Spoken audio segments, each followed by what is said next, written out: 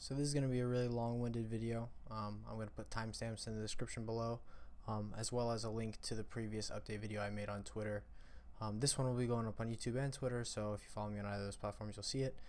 Without further ado, I guess I'm just going to get started. I made a timeline and I wrote down some notes.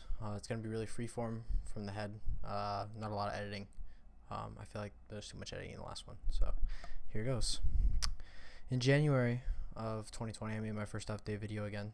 If you want to see it, go to my Twitter, where I essentially state what I've been dealing with. The cubital tunnel in my hand. For those of you that don't know, I was diagnosed with cubital tunnel sometime last year around April, May, and it forced me to pretty much cease playing, streaming, all that good stuff due to hand numbness. If you guys don't know what cubital tunnel is, numbness in the ring and pinky finger. A lot better now, a lot better with lack of use, but as I use it more, and when I do use it more, it does still tend to flare up. So yeah, I made my first video in January, really intent on streaming early 2020.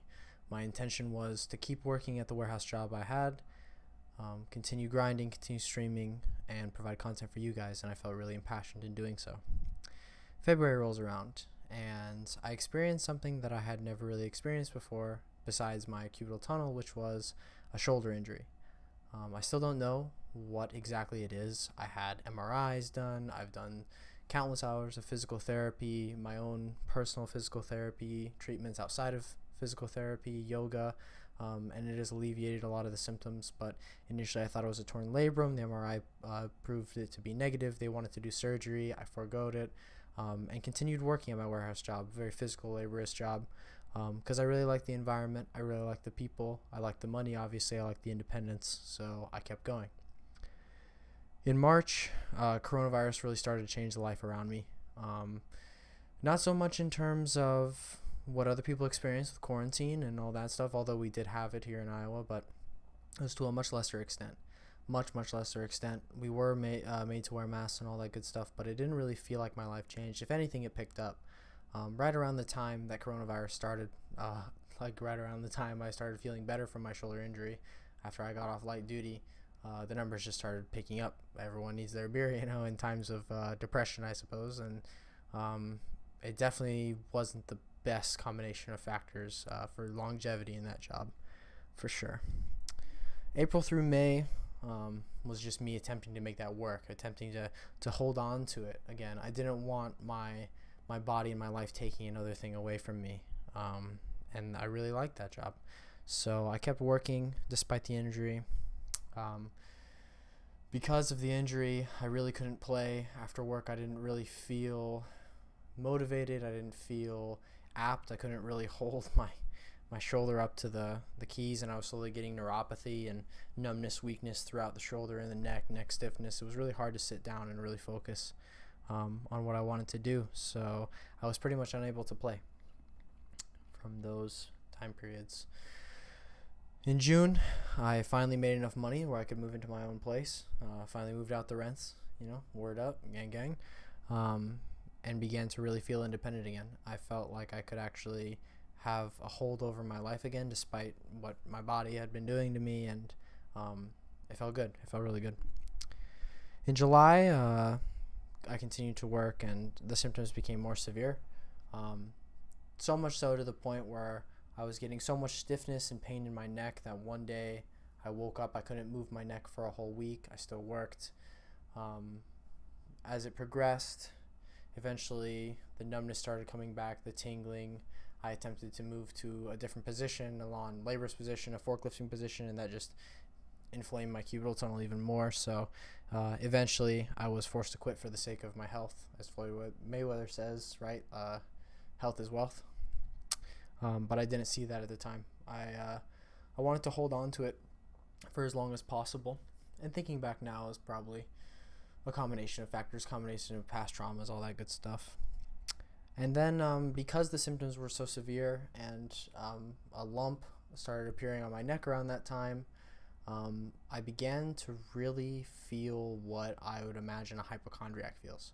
I started Googling symptoms, thinking I had cancer, thinking I had all these things at the same time working this job for so long, and it eventually just drove me insane. I sought self-medications to, that ganja, to kind of alleviate the pain, take me away from reality for a brief time, which helped with the pain and with that, but I didn't feel growth. I felt lonely. I felt like I wasn't progressing, like I was wasting potential.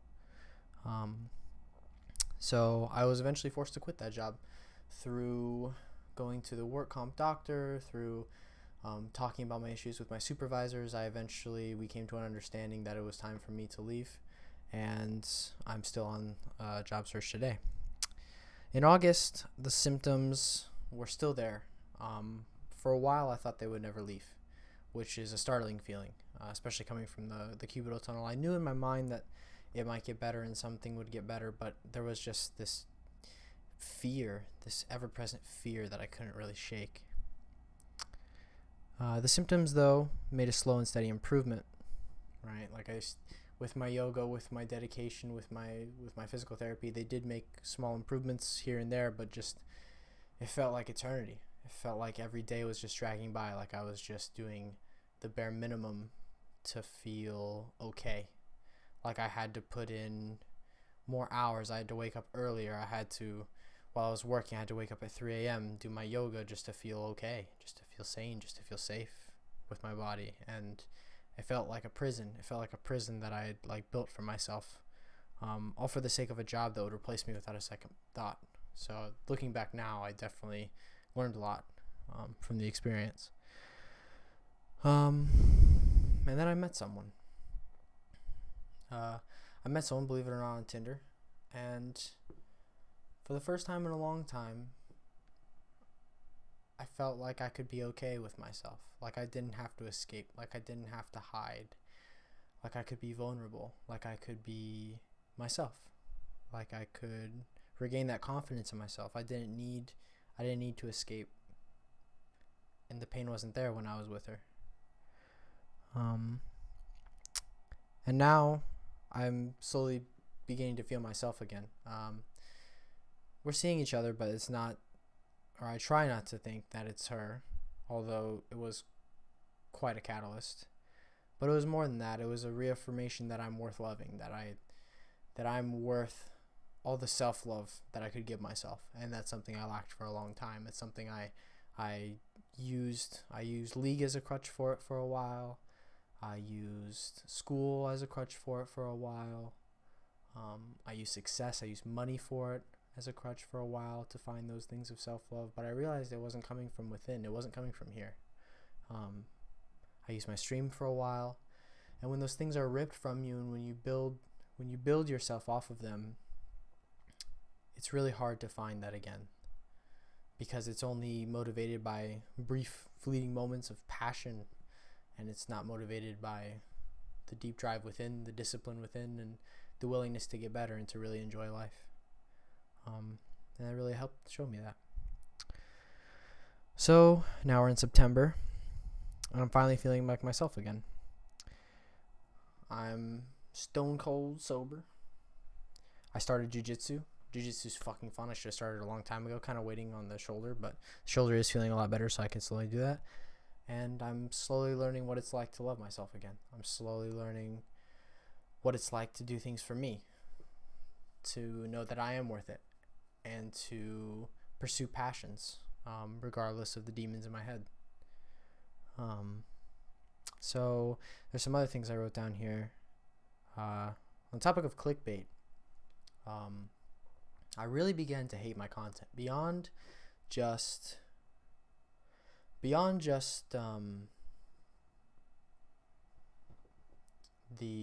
numbness and the lack of ability to pursue it again and the lack of passion. It was also a lack of passion derived from the reason why I was doing my content. I was doing it to make money. I was doing it to try and be successful, and I had lost the passion. I was doing it as a job. It really did become just, this is the way you get clicks, this is the way you get views, this is the way it's done, and I kind of fell into that, pursuing my dream, pursuing what I thought was my dream, what I really wanted, what I had been dreaming about forever. And now looking back, it's not who I want to be. It's not who I want to represent. It's not what this channel represents. It's not what I want this channel to represent. And moving forward, I'm not going to do that. The future of the channel and the future of me, I think I learned now to not make promises. I learned now to realize that it'll come. I have to take it a day at a time. If I'm passionate and if the light is there and if I'm disciplined enough and if I truly want to do it, I will come back and I will stream. But making commitments only seeks to fuel the negative self-talk in my head. Why aren't you doing it? Why? Almost forcing myself, creating a prison within my mind that I feel like I can't get out of when I do it. So from now on, I'm going to be taking it a day at a time. And I intend on streaming in 2020. But it's going to be for me. And it's going to be because I love to do it. Like I said in my previous video. I think I need to make a special mention as well. Because I was intent on doing it, but I was ultimately dead set on it when I saw a twitlonger on Twitter, H4X Defenders twitlonger, where he talks, it feels like he's saying the words right out of my fucking head, about the internal struggle, about his depression, and about the issues with his wrist as well, and how he built a lot of his self-worth and life on League of Legends as well, and I felt myself crying during it. I could really relate. And as a result, I've kind of made a resolution that I want to be the light I want to see in the world. I want to be there for people like me, people that are lost, people that build their identities off something other than self-love, to find that self-love and to find themselves and to truly believe in themselves in whatever they do. And as a last bit, I'm just going to read a little bit from a journal entry I made today, and then I'll end the video. And it's something that really rang true and something that I'm going to be living by. Time is not a nice person. No, this comes from a Njabe song, The Sign. Time is not a nice person. I know because the sign said it. Time can be generous, but ultimately, time is indifferent. Time does not give two damns or a fuck. So what will you do? What will we do? I believe life is telling me something. I believe in the higher power that lies trapped within the confines of my life and dreams, something I never believed. Life is telling me to go and see what's out there, to do things, because it could all end tomorrow. Thank you guys for listening. I know it's long-winded, not a lot of jump cuts, just from the heart. And I hope to see you guys soon.